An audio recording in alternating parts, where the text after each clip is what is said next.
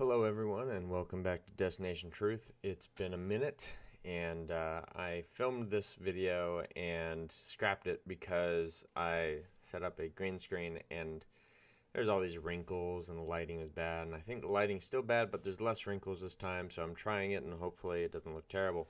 Anyways, so from the 14th to the 16th, we saw this crazy dip in the crypto market, thanks in part or mostly to the collapse of BitConnect. And right now, we see another dip. And this video is mostly going to be about not necessarily the ups and downs of the crypto market, but for all of you newbies that are new to the crypto space and got in off of the hype and now are realizing that this is in fact a stock market 2.0 and it is volatile and there will be winners and losers, and you could be a big loser if you had invested a lot into BitConnect. So I really hope you did not do that, because there's plenty of people out there like myself saying that it was in fact a Ponzi scheme. I never actually was a shill for BitConnect, but in the last 2 months, actually more like the last month and a half, when they had announced BitConnect X, I did invest some into it. So I did lose a little bit myself, but I didn't have even 1.5K invested. So, and what I did invest, I actually got almost all of it back out. So, not too big of a hit for myself. Anyway, this video, again, for most of the newbies to the crypto space, I want to make a video to help you understand what exactly it is that you're investing in, because I think most of you got in on the hype, don't really understand anything about blockchain, and if that's the case, this video is for you, because most of you, again, want to make money, and that's not bad. That's not greedy. That's natural human instinct. And what you didn't know about the blockchain, and Bitcoin in particular, is just how important it is to the future. Right now, we stand at a crossroads in time where the next 100, 200, or however many years could in fact be written still by international globalist elite bankers, much like the Rothschild family or the Rockefellers and other very prominent wealthy families that control extreme amounts of capital worldwide. Just to help you grasp just how extreme the capital in the top 0.0001% of the population, I believe this is a fact still to this day, that roughly 50% of all the world's assets, all of them, are still owned by roughly 80 human beings. 80. 80 people control half of the world's wealth. And if you extend that to just the top 0.01%, they still own roughly 85 to 90% of the world's wealth. So when you go up to 0.1%, you are talking about millions of people at that point. I think since we have at least 7 billion people on the planet now, that is roughly 70 million people. So yeah, I mean, that is a large number of people, but they own nearly all of the world's money still. So to believe that there's some kind of a mass uprising of the lower class due to socialism, that's all a farce. Socialism always has been a agenda of the elite. That's why you've always seen people like the Rockefellers, the George Soroses, the Rothschilds perpetuating socialist ideas and pushing socialist narratives into government, and using propaganda media outlets to push their socialist agendas worldwide, because socialism and communism in particular is in fact a strategy for attaining unparalleled power in a government. Just look at the Soviet Union. The elite oligarchy class ruling the Soviet era, during the Soviet era, had all of the wealth and all of the property. They say no one owns a property, the whole community does, but in fact it means that the oligarchy at the very top own it and decide what is done with property. Now, going back to Bitcoin, what you have invested in, if you have bought Bitcoin or pretty much any cryptocurrency, is an investment into a future where everything is distributed. no one government or entity of any kind can necessarily control your wealth. So you have a cryptographically secured wealth or wallet that cannot be accessed by anybody except for yourself. Now, there are ways to literally get private keys that you can memorize.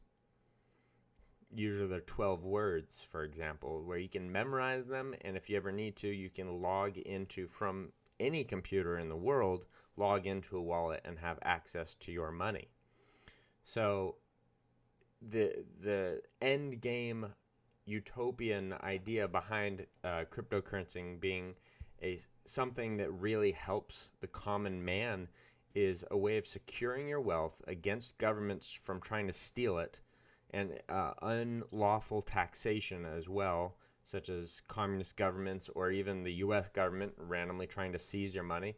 Back in the actually the 1930s, when the U.S. government actually asked for the gold from the citizens back, and at the time they were even saying it's unlawful for you to hold on large quantities of gold.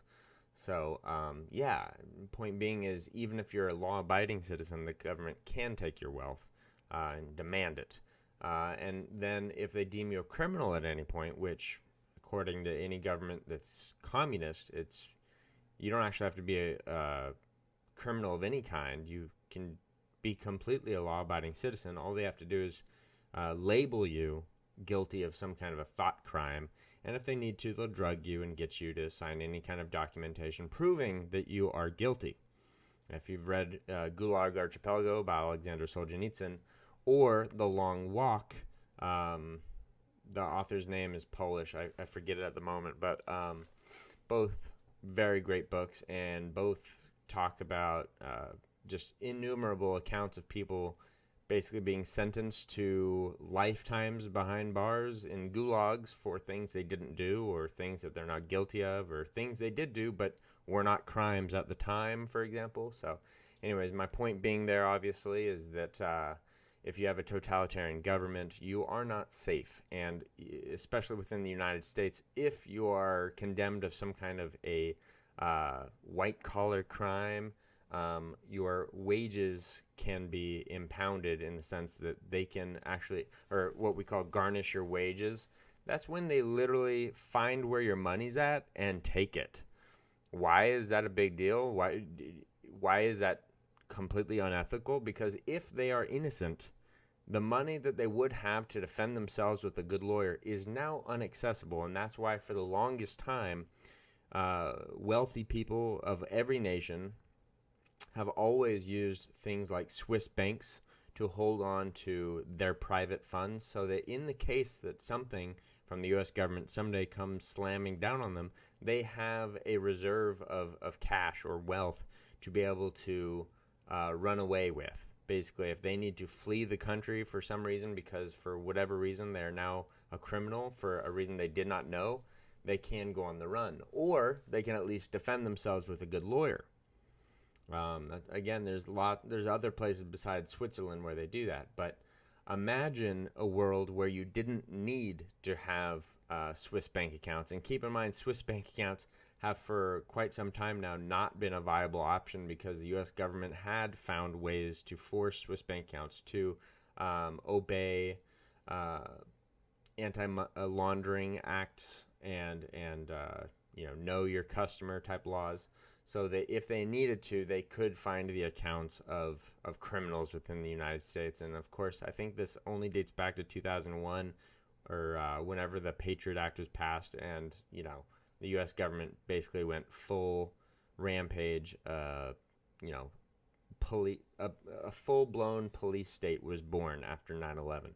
So after that, there's really no physical place you can hide your money anymore to protect yourself. So hopefully that's driving home to you now that cryptocurrency represents a secure way of holding on to wealth, for one. For two, it's a peer-to-peer way of actually paying people worldwide without taxes from governments. Right now, a lot of governments are working on tax legislation for regulating cryptocurrencies, which is to me very concerning because I was very interested in cryptocurrency actually as an alternative to fiat currency in the case that it might be some kind of a safe haven. Now, luckily, even with legislation coming, there are such things as privacy coins like Monero or Verge or Zcash or Dash. All of those are relatively secure and untraceable. So if you hold your money in any of those cryptocurrencies, it will be very, very difficult for governments to actually chase you and try to find that money and take it from you unlawfully. And of course, it would be unlawfully because if they take money from you and it's not part of taxation or income taxes or property taxes, that is unlawful. That is theft. And I could go on a tangent on that right now, but I'll leave it at that, which I'm against. And if you didn't already know, I haven't made a video on it, so you probably don't know, but I'm a minarchist, so I believe in minimum size government being the best kind of government for the masses in the long run. And in closing, I want to say cryptocurrencies are not only stock market 2.0 and a safe haven from totalitarian governments or police states trying to steal your wealth, but they're also internet 3.0 basically, where all kinds of new systems are going to be built off of cryptocurrencies. Like IOTA, for example, which doesn't even use a typical blockchain, but instead the Tangle, which is not per se a blockchain. It's like a different kind of blockchain, but they want to provide an internet of things in between things like maybe your refrigerator and your car and your house and your watch and your phone. So your phone will get messages from your refrigerator and tell you to get milk because your milk went bad, or you're out of grapes, or your phone will be notified how much it costs for your electric car to be charged, and your house will tell you that your solar panels are producing X amount of energy, and you'll be paid that in Power Ledger, and your Power Ledger will be converted to other coins that you need. So eventually, though, the end game hopefully will be something called colored coins, where all cryptocurrencies do still exist but are able to basically do atomic swaps with each other in such a way that there's no exchange needed anymore, where they'll be able to exchange each other rapidly and behind the scenes without you having to physically do it. So it'll be much easier then. Right now, at this current point in time, although it probably, if you're a new investor, it already feels like you're too late to the party, you've already missed out quite a bit, this is still the early adapter phase. Trust me, the majority of people worldwide, this stuff is way over their heads, too difficult, too complex. They'd worry too much about it getting misplaced because they're not familiar with computers and such. So if you're investing now, you came at a good time, and we're going to change the world together if you stay and you hodl. So please stay, hodl through the hard times, and whenever it dips, that's a buying opportunity. And by the end of this year, and especially by next year, you'll have generated some real wealth by investing at this point in time. Hopefully this video cleared up some things for you. Please drop me a like if you learned something at all. I'm a very small channel, so I'm just trying to get some general support now. If you want to see more videos like this, please support me in any way that I list below. I've got a Patreon, some other ways you can support me if you like. That's all for this video, guys. This is Destination Truth. Have a good night.